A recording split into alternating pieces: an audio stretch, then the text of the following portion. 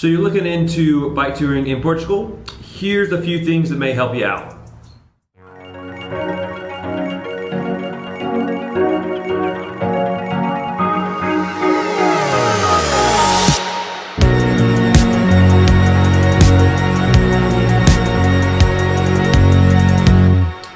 So I was in Portugal in December. So my experience was going from Lisbon directly over to Spain. I was there for roughly 4 or 5 days. And so the first thing we'll dive into is the weather. So for December, on average, the days were between 12 and 15 degrees Celsius, 55 to 60 in Fahrenheit.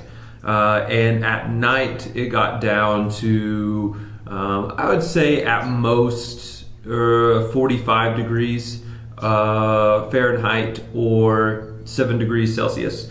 And honestly, the weather was a perfect temperature.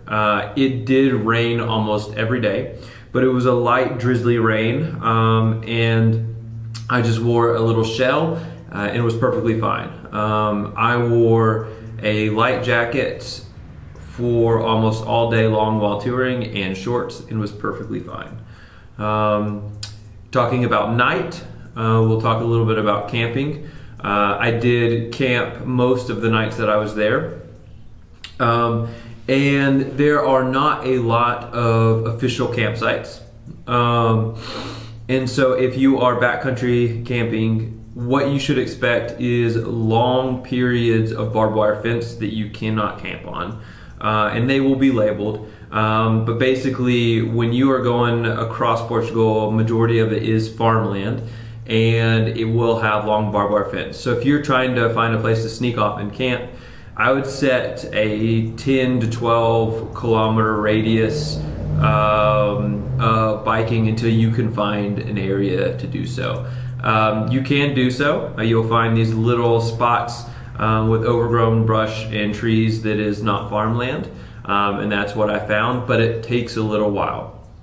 Temperature wise, again, it was perfect in December to camp out, and was really lucky there. If you are not camping, your hostels are going to run you roughly 13 to 15 euros for like a share bed hostel. And if you want a hotel or a single room, those will probably start at 45 and go up from there. The cheapest you probably find is 45 euros. Speaking of costs, we will dive into food. Portugal is one of the cheaper countries on the western side of Europe. And if you're wanting to eat out, you can expect 10 to 15 euros at a restaurant is a good range if you want something a little bit pricier, or in tourist sections, probably the 20 euro range. If you want fast food, from what I saw, I think you'll get a meal for about 7 euros, maybe 8 euros.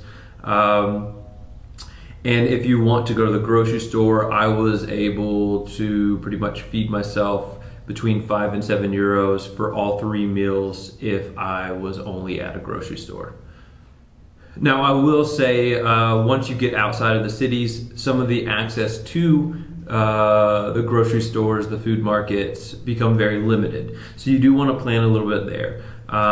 There's going to be sections where you have 40 to 60 kilometers where you're not going to find a grocery store. You're not going to find really much of anything to buy food at, maybe a gas station. So before you leave the cities, it's good to pack up some food for the day.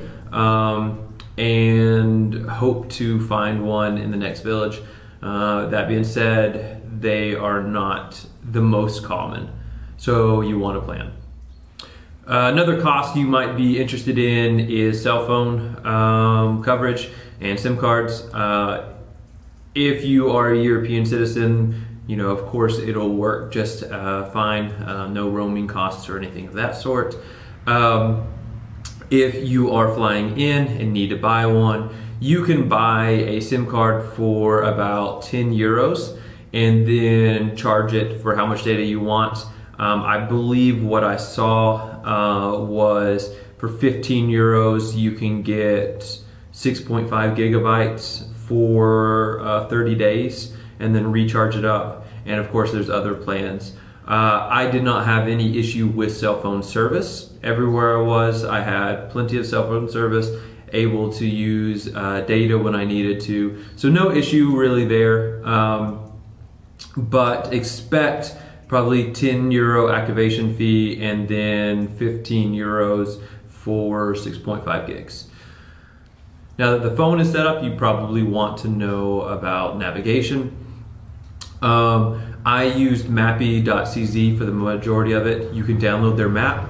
You can turn on airplane mode with GPS activated and go all day with their maps. It's a really good source for bike touring and worked perfect in Portugal. You can also use Google Maps. Google Maps is perfectly updated and fine. It just wears out your battery quite a bit. And there's not a lot of places to charge electricity unless you have a hostel or hotel. So I use mappy.cz. All of the roads were updated, correct, and quite easy to navigate once I use that system. Speaking from navigation, you want to know about road quality and bike routes. There are a few established bike routes. They are not quite as labeled as like the Czech Republic with bike route signing, but you will see designated bike routes here and there, mostly around the city regions. You'll start seeing a lot more of them.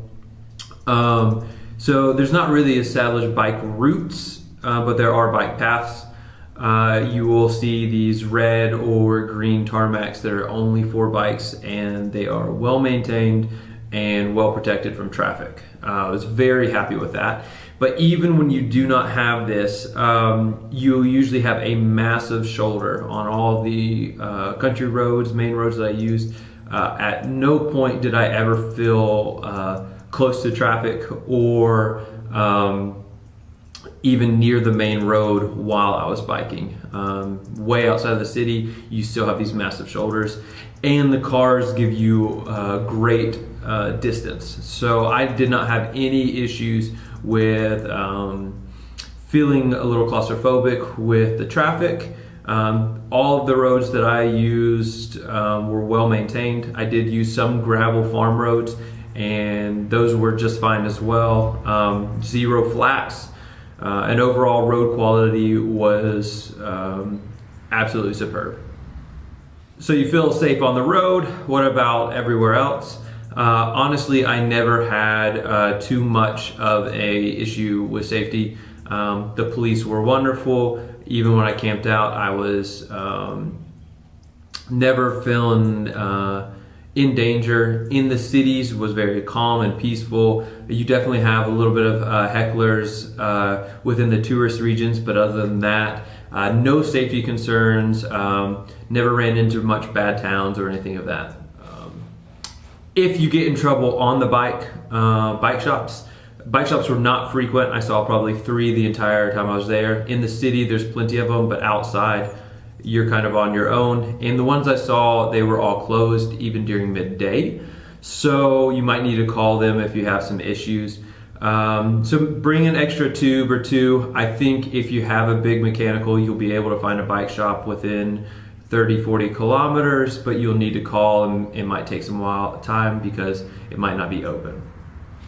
Final thing is pollution. Light pollution outside, like just on the edge of cities, but it wasn't too terrible. It wasn't feeling too built up, and the air quality was wonderful. So overall, especially in the city and in the countryside, there was almost no pollution, and was just a beautiful, clean nature out there, or more countryside.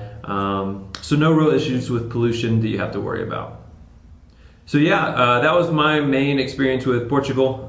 For things to know, of course, it was in December. If this was in the middle of summer, it will be extremely hot, so be careful. There's not a lot of warm showers opportunities. The ones that are absolutely wonderful people. But overall, if you're considering bike touring in Portugal, it is a wonderful choice. great food, beautiful countryside, and a relatively very easy place to bike tour. So I'd highly suggest it. Hopefully this helps. Let me know if there's any other details that I'm leaving out that you guys might want to know about.